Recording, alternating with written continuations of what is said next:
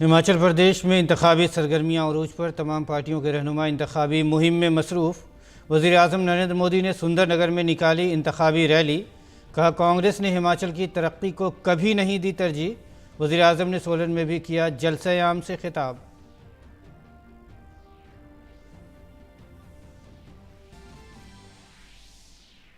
गुजरात में असेंबली इंतखाबात के पहले मरहले का नोटिफिकेशन जारी होने के साथ ही नामजदगी का अमल हुआ शुरू। कांग्रेस ने जारी की 43 उम्मीदवारों की पहली फहरिस्त। रियासत में 1 और 5 दिसंबर को 2 मरहलों में डाले जाएंगे वोट।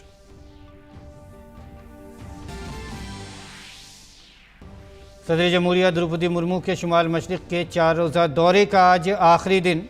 दौरे के अख्ताम से पहले सदर ने रामंगला के तथागत असल में अपने मैदान में कामयाबी हासिल करने वाली ख्वातीन और अपनी मदद आप ग्रुपों के अरकान से की बातचीत।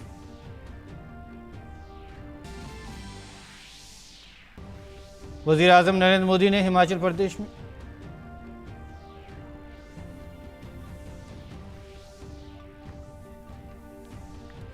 और दिल्ली एनसीआर में हवा एयर क्वालिटी इंडेक्स 500 के करीब पहुंच गया है। हवा के मेयार में खराबी लगातार बनी हुई है। रूस और यूक्रेन के दरमियान जंग जारी। अमेरिका ने यूक्रेन को तकरीबन 400 मिलियन अमेरिकी डॉलर की इजाफी सिक्योरिटी इमदाद देने का किया ऐलान। कहा, यह पैकेज इजाफी सिक्योरिटी इमदाद की सूरत में यूक्रेन की इंतहाई अहम ज़रूरत को करेगा पूरा।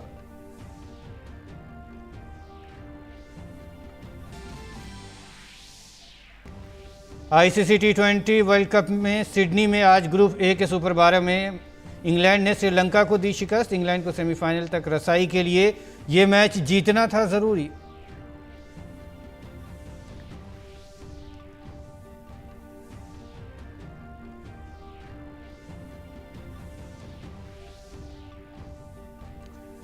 नाज़रीन आदाब, शाम 5:30 बजे के उर्दू खबरनामे में आपका खैर मकदम है। मैं हूं आपके साथ मसरूर फैज़ी और आइए अब खबरों पर तफसील के साथ नज़र डालते हैं। वज़ीर-ए-आज़म नरेंद्र मोदी ने हिमाचल में इंतखाबात के पेश नज़र आज सोलन में अवामी जलसे से खिताब किया। सोलन जाते हुए हिमाचल प्रदेश के मंडी में लोगों ने वज़ीर-ए-आज़म नरेंद्र मोदी का पुरतपाक इस्तकबाल किया। सोलन की तरफ जाने वाली सड़क के दोनों तरफ मंडी के बाशिंदे पीएम मोदी के इस्तकबाल के लिए बड़ी तादाद में खड़े थे।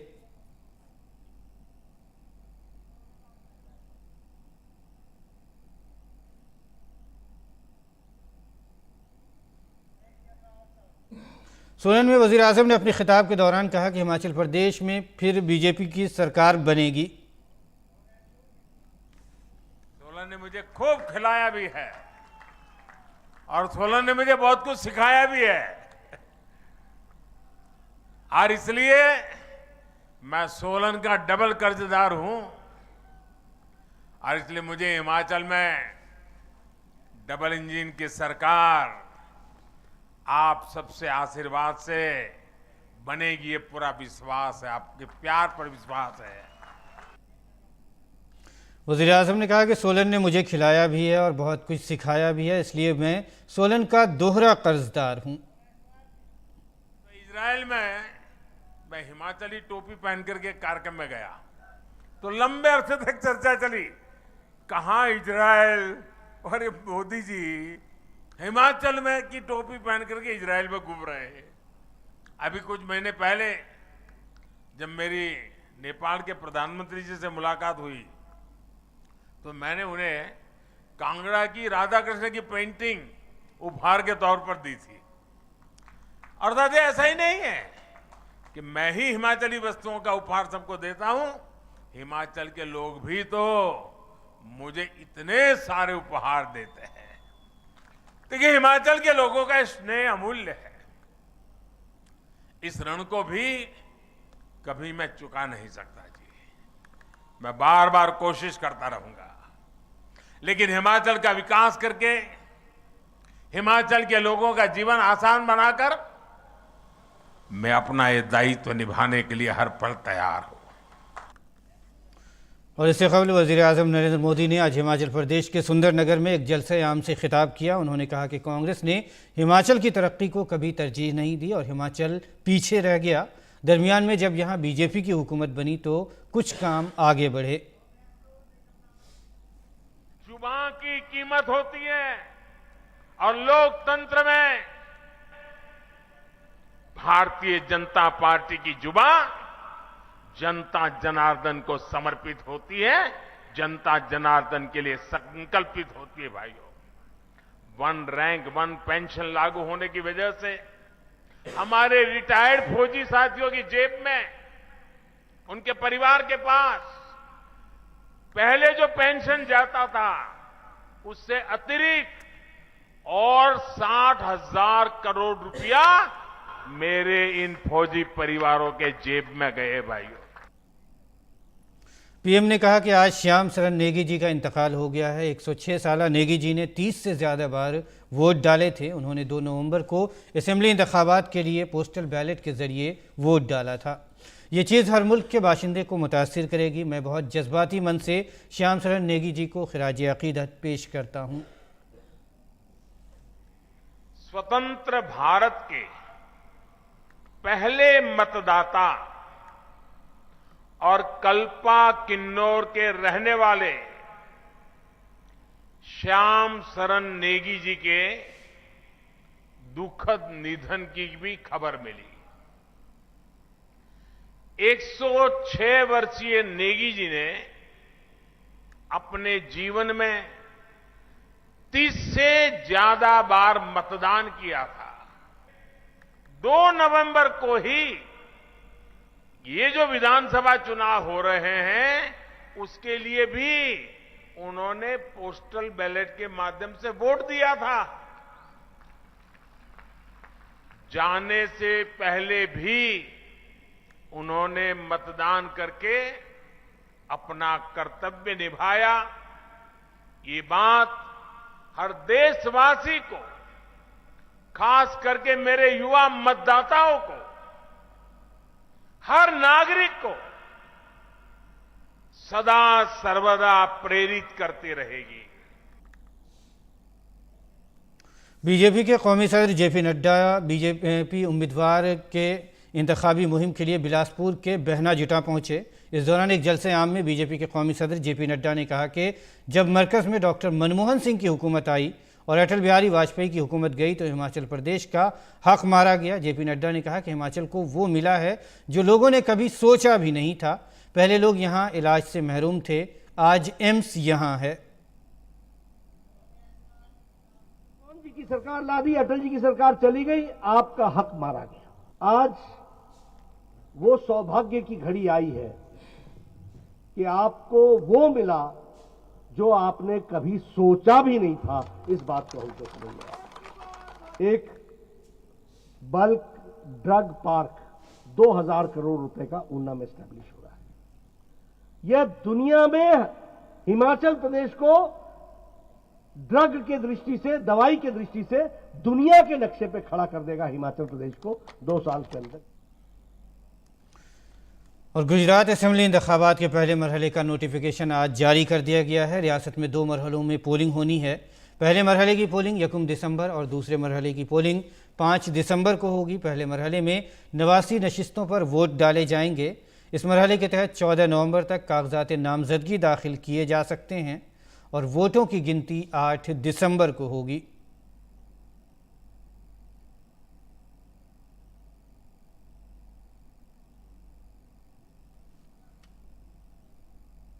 कांग्रेस ने हिमाचल प्रदेश असेंबली इंतखाबात के लिए आज शिमला में अपना इंतखाबी मंशूर जारी किया। इस दौरान छत्तीसगढ़ के वजीर आला भूपेश बघेल भी मौजूद थे। कांग्रेस ने मंशूर में कहा है कि काबीना की पहले मीटिंग में 1 लाख नौकरियां दी जाएंगी। इसके साथ ही मंशूर में पुरानी पेंशन की बहाली की भी बात कही गई है। इसके अलावा हर घर लक्ष्मी के तहत ख्वातीन को हर माह 1500 रुपये देने का वादा किया गया है। कांग्रेस ने गुजरात असेंबली इंतखाबात के लिए 43 उम्मीदवारों की पहली फहरिस्त जारी कर दी है। पार्टी ने पोरबंदर असेंबली सीट से अर्जुन मोढवाडिया को टिकट दिया है, जबकि हतेश भाई एम्बोरा को राजकोट से उम्मीदवार बनाया गया है। डॉक्टर मितेश ग्रासिया झालोद से कांग्रेस के उम्मीदवार होंगे। गुजरात में पहले मरहले में 89 सीटों पर 1 दिसंबर को पोलिंग होगी। रियासत में असेंबली इंतखाबात 2 मरहले में हो रहे हैं। दूसरे मरहले में 93 सीटों के लिए 5 दिसंबर को वोटिंग होगी। वोटों की गिनती 8 दिसंबर को होगी।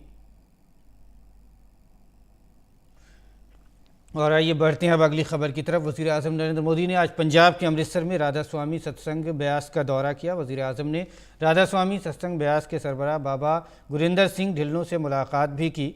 बता दें कि राधा स्वामी सत्संग ब्यास हमेशा कम्युनिटी सर्विस के काम में पेश रहा है।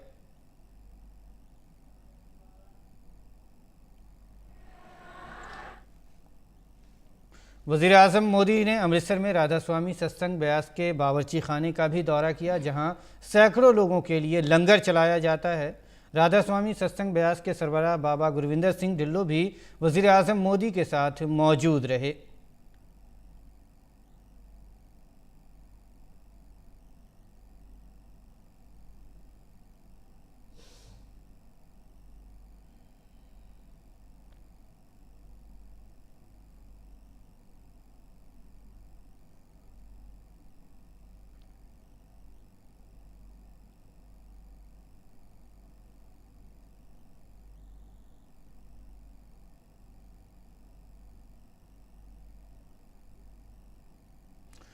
और सदर द्रौपदी मुर्मू हफ्ते को आसाम के नामची पहुंची हैं। सदर जमहूरिया का नामची हेलीपैड पर वज़ीर आला प्रेम सिंह तमांग ने इस्तकबाल किया। नामची से तकरीबन 5 किलोमीटर दूर सोलुफोक पहाड़ पर वाक़ सिद्धेश्वर धाम पहुंचकर उन्होंने पूजा की।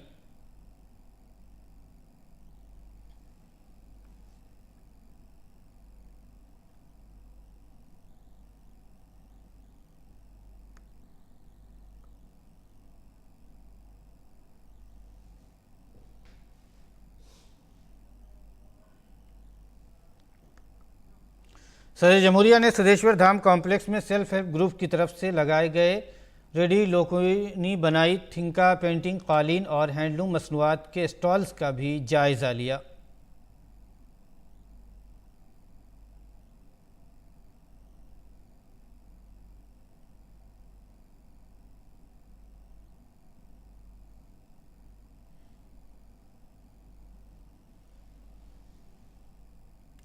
दारुल हुकूमत दिल्ली में एयर क्वालिटी इंडेक्स 500 के करीब रिकॉर्ड किया गया है, जो कि संगीन ज़ुमरे में है। आईआईटी दिल्ली में PM10 की सतह 294 और PM2.5 की सतह 376 दर्ज की गई है। पूसा में PM10 की सतह 374 और PM2.5 की सतह 438 दर्ज की गई है, जबकि नोएडा में एयर क्वालिटी इंडेक्स 186 रिकॉर्ड किया गया। पंजाब में पराली जलाने के वाक़यात में इजाफे से दिल्ली NCR का दम घुट रहा है। दारुल हुकूमत दिल्ली और NCR में गुज़िश्ता 3 दिनों से स्याह धुएं की हल्की परत गुज़िश्ता 3 दिन से जमी हुई है और एयर क्वालिटी मुसलसल ख़राब होती जा रही है। सूरत हाल की संगीनी को देखते हुए एयर क्वालिटी मैनेजमेंट कमीशन ने ग्रेडेड रिस्पांस एक्शन प्लान के चौथे मरहले के तहत मुख्तलिफ इक़दामात को नाफिज करने का फ़ैसला किया है। इसके तहत दिल्ली और आसपास के अजला में BS6 के अलावा डीजल गाड़ियों पर भी पाबंदी लगा दी गई है। ज़रूरी और हंगामी खिदमात वाली गाड़ियों को चलाने की इजाज़त होगी।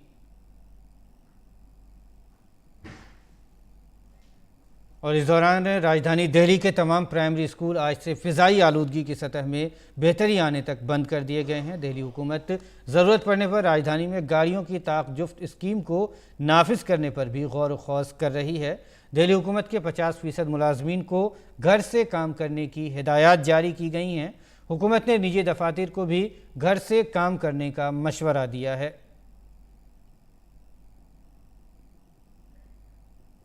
धोखाधड़ी के इल्ज़ामात में घिरे शुकेश चंद्रशेखर के एक और लेटर ने बम फोड़ दिया है। इस बार उसका निशाना दिल्ली के वज़ीर आला अरविंद केजरीवाल हैं। इस ख़त में उसने मुतअद्दिद बड़े इंकशाफात किए हैं। उसने वज़ीर आला पर 50 करोड़ रुपए लेने का इल्ज़ाम लगाया है। उसने राज्यसभा की सीट ऑफ़र करने का भी दावा किया है। सुकेश ने अपने ख़त में लिखा है कि केजरीवाल ने ट्वीट करके मुझे बड़ा ठग कहा, तो मैं आपको बताता हूं कि अगर आपके मुताबिक मैं बड़ा ठग हूं तो आपने मुझसे 50 करोड़ क्यों लिए और मुझे राज्यसभा की सीट की पेशकश क्यों की? तो क्या आप बड़े ठग नहीं हैं?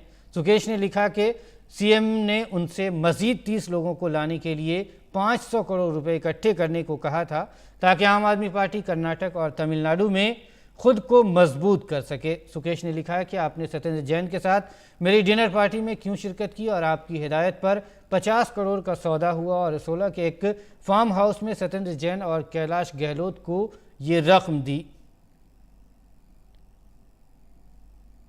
बीजेपी के तर्जुमान गौरव भाटिया ने दिल्ली के वज़ीर आला अरविंद केजरीवाल को लिखे सुकेश चंद्रशेखर की खत की बुनियाद पर केजरीवाल और आम आदमी पार्टी पर हमला किया है।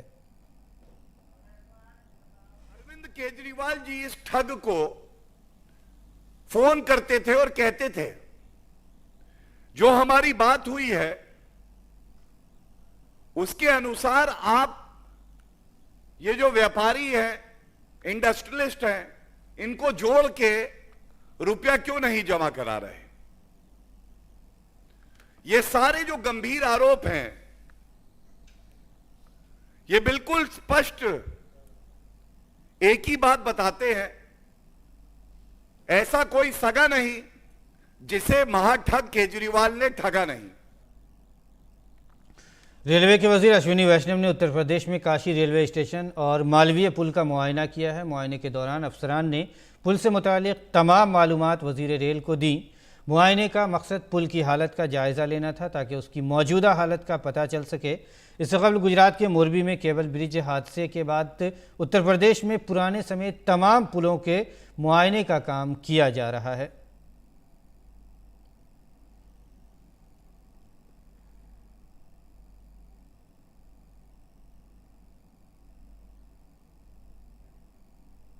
IIT दिल्ली में आज 53वीं तक़सीम असनाद की तकरीब मुनक़िद हुई, जिसमें नोबेल इनाम याफ्ता माहिर इक़्तिसादियात प्रोफेसर अभिजीत बनर्जी ने मेहमान ख़ुसूसी की हैसियत से शिरकत की। कॉन्वोकेशन के दौरान 2100 तलबा को डिप्लोमा की डिग्रियाँ दी गईं। इंस्टीट्यूट की जानिब से नुमाया कारकर्दगी का मुज़ाहरा करने वाले तलबा को मेडल्स और एवार्ड्स भी दिए गए। कॉन्वोकेशन के दौरान IIT दिल्ली के 13 साबिक़ तलबा को बावक़ार एलुमनाई एवार्ड से नवाजा गया। आज़ाद भारत के पहले वोटर 106 साला श्याम शरण नेगी की आज उनके आबाई मकाम कल्पा में पूरे सरकारी एजाज़ के साथ आखिरी रसूमात अदा की गईं। नेगी का हफ्ता के सुबह 2 बजे इंतकाल हो गया था। नेगी की उम्र 106 साल थी। उन्होंने पोस्टल बैलेट के ज़रिए 2 नवंबर को हिमाचल प्रदेश असेंबली इंतखाबात के लिए अपना वोट डाला। आजानी श्याम शरण नेगी ने रिकॉर्ड 34 इंतखाबात में अपना हक़ राय दही इस्तेमाल किया है। वज़ीर आज़म नरेंद्र मोदी, बीजेपी के कौमी सदर JP नड्डा, वज़ीर आला जयराम ठाकुर, कांग्रेस की रियासती सदर प्रतिभा सिंह, कायद हिज़्ब इख्तिलाफ मुकेश अग्निहोत्री समेत तमाम जमातों के रहनुमाओं ने उनकी मौत पर अफसोस का इजहार किया है। कबल अज़ी मरकज़ी इलेक्शन कमीशन ने श्याम शरण नेगी के इंतकाल पर ताज़ियत का इजहार किया। कमीशन ने एक बयान में कहा कि हम कौम के लिए उनकी खिदमात के लिए हमेशा शुक्रगुजार रहेंगे।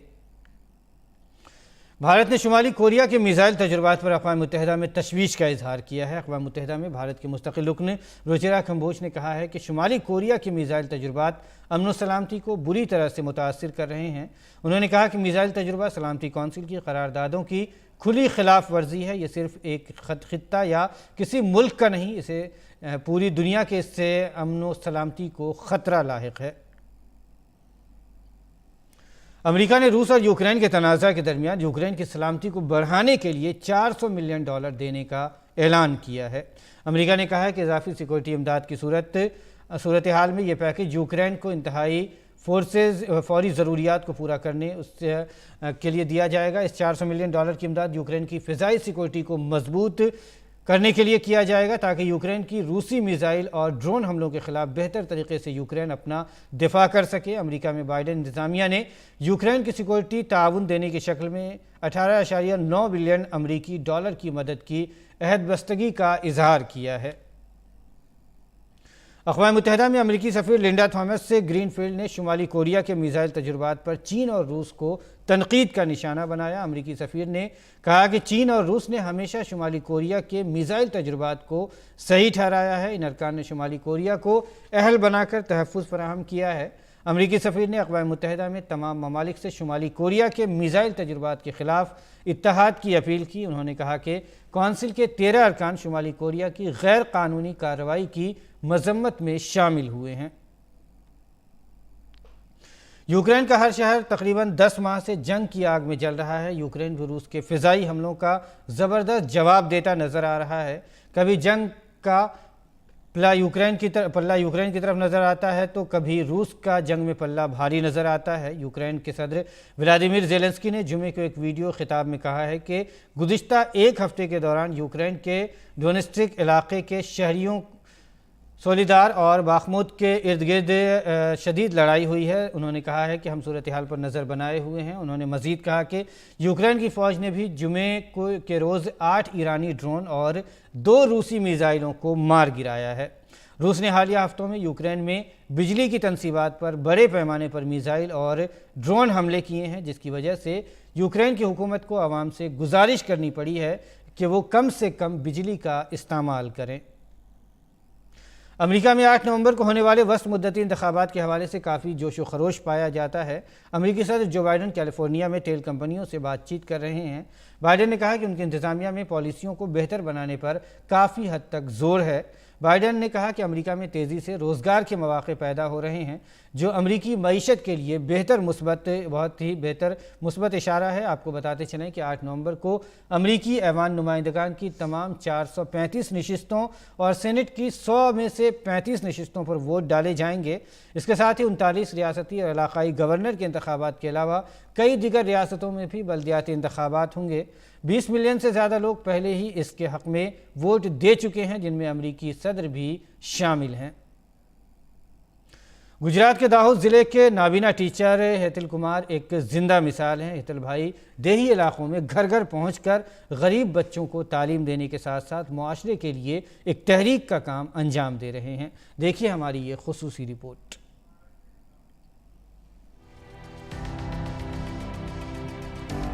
इरादे मजबूत हों तो दुनिया में कोई काम भी नामुमकिन नहीं है, और इसी को उजागर कर रहे हैं दाहोद ज़िले के हेतल भाई, जो खुद खुली आंखों से इस दुनिया को तो देख नहीं सकते, लेकिन वो ख्वाब देखते हैं न्यू इंडिया का, महरूम तबके के बच्चों को अंधेरे से निकालने का, और इसीलिए वो इन बच्चों की ज़िंदगी में तालीम की नई रोशनी लाने का काम कर रहे हैं। कोरोना के टाइम में लॉकडाउन लगा था, तो मैं अपने बच्चों को पढ़ाने के लिए, क्योंकि स्कूल बंद थी लेकिन शिक्षा बंद नहीं थी। हमारे गुजरात के गवर्नमेंट का ये स्लोगन था कि स्कूल बंद लेकिन शिक्षा बंद नहीं है। तो हम बच्चों को पढ़ाने के लिए हर गली मोहल्ले में उनके एरिया में जा के पढ़ाते थे।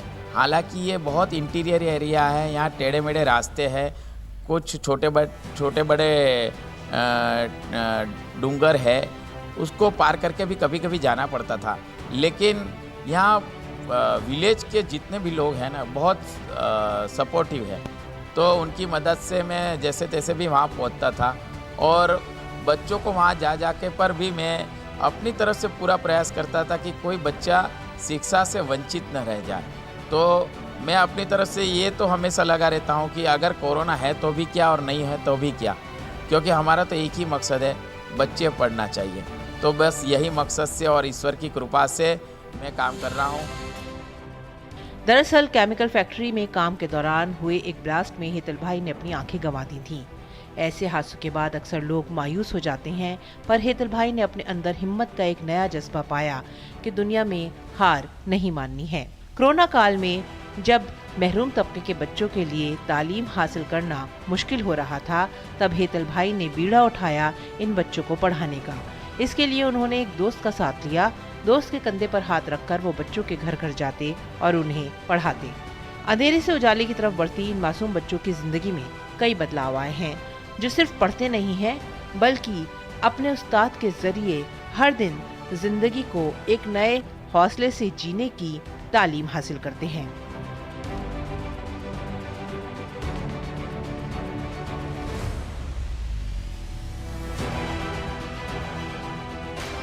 दिव्यांग होने के बावजूद भी वह अन्य शिक्षकों की तरह अपना शैक्षणिक कार्य करवाते हैं। साथ में बच्चों को अच्छी तरह शिक्षा देते हैं। कोरोना महामारी के वक्त भी वह अपने जो इलाका है वो इलाके में जाके खुद बच्चों के घर पे जाके एजुकेशन का काम करते थे। साथ साथ में उन्होंने अच्छा कार्य किया, और हमारे जब स्कूल रेगुलर होता है तो रेगुलर स्कूल में भी वह अच्छी तरह पढ़ाई करवाते हैं और बच्चों को बहुत मज़ा आता है। इस काम में उन्होंने अपनी दिव्यांग मां का भी साथ लिया, जो अपने बेटे के इस कदम से काफ़ी फख्र महसूस करती हैं। अपनी बंद आंखों से दुनिया के लिए तालीम के नए दरवाजे खोलने वाले हेतल भाई तालीम के तय जुनून रखते हैं और हमेशा ही लोगों को एक नए हौसले से दो चार करते हैं। दाहोद से जिग्नेश नायक की रिपोर्ट, डीडी न्यूज़। और आइए अब खेल की खबरों पर नज़र डालते हैं। आईसीसी टी20 वर्ल्ड कप में आज सिडनी में ग्रुप ए के सुपर 12 के मुकाबले में इंग्लैंड ने श्रीलंका को 4 विकेट से हरा दिया। श्रीलंका ने टॉस जीतकर पहले बल्लेबाजी करते हुए मुकर्ररा 20 ओवर में 8 विकेट पर 141 रन बनाए। इंग्लैंड को सेमीफाइनल में पहुंचने के लिए ये मैच हर कीमत पर जीतना ज़रूरी था। इंग्लैंड की जीत के बाद अब ऑस्ट्रेलिया टूर्नामेंट से बाहर हो गया है। ग्रुप ए से सेमीफाइनल में पहुंचने वाली न्यूजीलैंड पहली टीम बन गई है। इंग्लैंड ने श्रीलंका के खिलाफ आज का मैच जीत लिया। इस तरह इंग्लिश टीम के भी 7 पॉइंट्स हो जाएंगे, लेकिन बेहतर रन रेट की वजह से इंग्लैंड की टीम ऑस्ट्रेलिया को पीछे छोड़कर सेमीफाइनल में अपनी जगह पुख्ता कर ली है। भारतीय क्रिकेट टीम के मायनाज बल्लेबाज विराट कोहली आज अपनी 34वीं सालगिरह मना रहे हैं। इस मौके पर उन्होंने केक काटा और मेलबोर्न में सहाफ़ियों से अपनी खुशी शेयर की। विराट इस टी20 वर्ल्ड कप में शानदार फॉर्म में है। अपनी शानदार इनिंग्स के बलबूते पर इस वर्ल्ड कप में नए रिकॉर्ड बनाए हैं। भारतीय टीम को अब इतवार को सुपर 12 के अपने आखिरी मैच में जिम्बाब्वे से मुकाबला करना है। दोनों टीमों के दरमियान ये मैच मेलबोर्न ग्राउंड पर खेला जाएगा।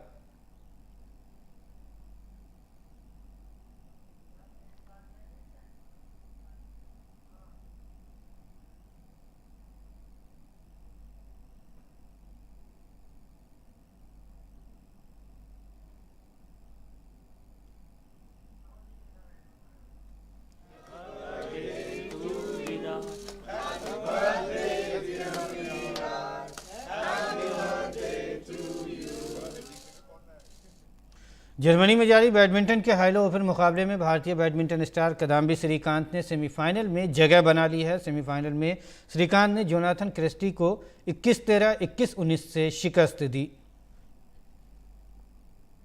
और नाज़रीन, इसके साथ ही उर्दू खबरनामा फ़िलहाल इख्तिताम को पहुँचता है। इजाज़त दीजिए, आदाब।